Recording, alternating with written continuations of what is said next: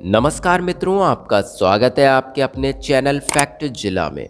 मित्रों, आज की वीडियो में हम बात करने वाले हैं कि अगर अंग्रेज भारत ना आते तो भारत कैसा होता। तो चलिए बिना किसी देरी के शुरू करते हैं आज की वीडियो। मित्रों, इस बात को तो किसी भी राष्ट्र का व्यक्ति नहीं झुठला सकता है कि आज़ादी की जंग से पहले भारत को सोने की चिड़िया के नाम से संबोधित किया जाता था। और ऐसा होता भी क्यों ना, क्योंकि भारत देश संपत्ति और समृद्धि से भरपूर था। हर तरफ खुशहाली थी, लोगों के पास फसल, कारोबार आदि के इतने साधन थे कि किसी भी देशवासी को देश के बाहर जाकर व्यापार करने की जरूरत नहीं पड़ती थी। भारत में कोहिनूर हीरे से लेकर कई ऐसे बेशकीमती रत्न भरपूर थे जो शायद ही किसी और देश के पास मौजूद थे।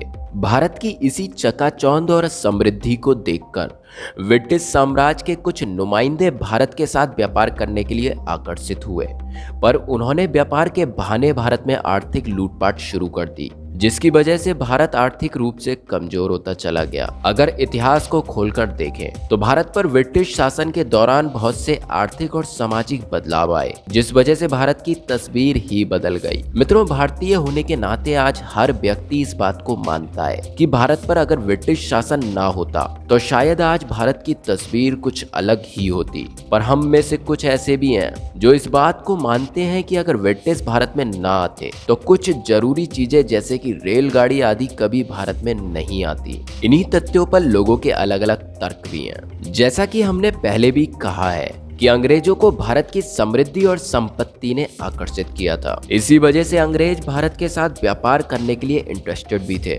17वीं शताब्दी में जब अंग्रेज भारत आए तो उनकी डिवाइड एंड रूल पॉलिसी ने भारत की तस्वीर को ही बदल कर रख दिया। उन्होंने व्यापार की बजाय भारत पर शासन करने की सोची और अपनी इस सोच को अंग्रेजों ने सफल करके लगभग 300 सालों तक भारत पर राज किया।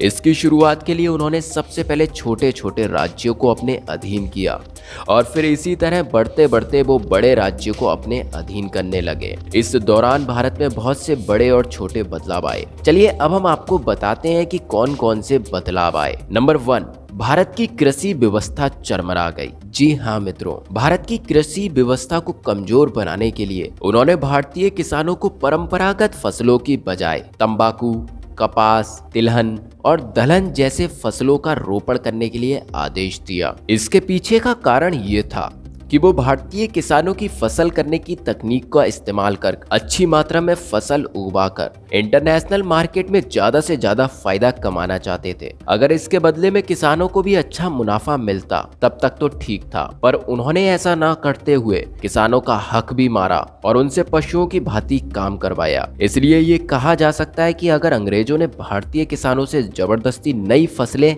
ना उगवाई होती तो शायद कृषि के क्षेत्र में भारत का नाम अग्रिम देशों की सूची में शुमार होता। नंबर 2, कपड़ा व्यापार पर पड़ा दुष्प्रभाव। मित्रों, जैसे कि अब आधे से अधिक भारतीय अंग्रेजों के गुलाम हो चुके हैं, तो इसी बात का फायदा उठाते हुए अंग्रेजों ने नई नीति अपनाई।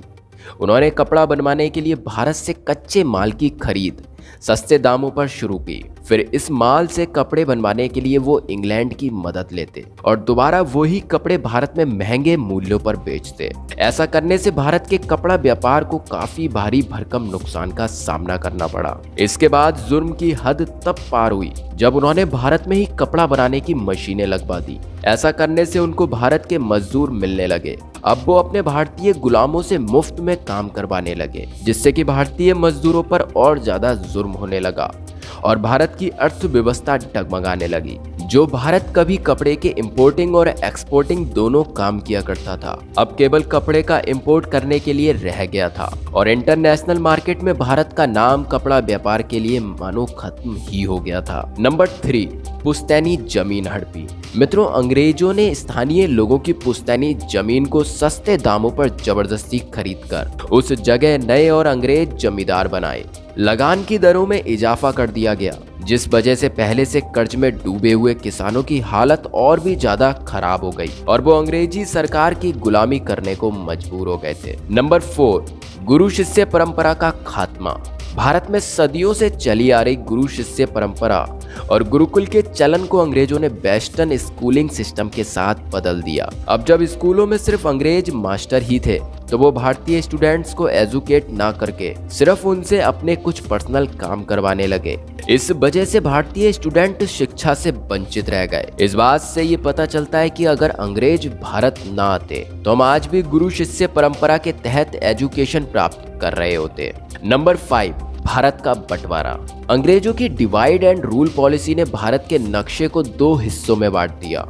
आज अंग्रेजी सरकार की मेहरबानी से ही भारत और पाकिस्तान 2 अलग अलग मुल्क बने। ये अंग्रेजों की भारत की संपत्ति को नष्ट करने के लिए आखिरी कदम था और वो इस शर्त पर भारत को आजाद करके गए थे। इन बुराइयों के साथ अंग्रेजों ने भारत को कुछ बहुत अच्छे उपहार भी दिए मित्रों, जिनकी वजह से भारत देश हमेशा अंग्रेजी का ऋणी रहेगा। जैसे कि भारत को रेल और हवाई सेवा अंग्रेजों की वजह से मिली। भारत में कुछ बड़े भवन जैसे संसद भवन, राष्ट्रपति भवन आदि निर्माण अंग्रेजों की ही देन है। अंग्रेजों के भारत आने से पहले भारत छोटे छोटे राज्यों में बटा हुआ था, लेकिन अंग्रेजों ने भारत आकर इन छोटे राज्यों को एक साथ करके पहली बार डेमोक्रेटिक चुनाव करवाए और भारत में डेमोक्रेसी की शुरुआत करवाई। तो कुल मिलाकर अंग्रेजों ने भारत के लिए कुछ नुकसान भी करवाए और कुछ फायदे भी।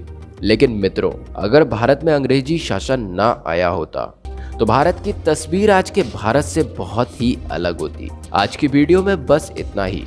आशा करता हूँ आज की वीडियो आपके लिए काफी पसंद आई होगी। वीडियो को लाइक, शेयर और कमेंट करना ना भूलें। साथ ही साथ चैनल को सब्सक्राइब जरूर कीजिएगा। चलिए मिलते हैं एक और नई वीडियो के साथ। तब तक के लिए जय हिंद, वंदे मातरम।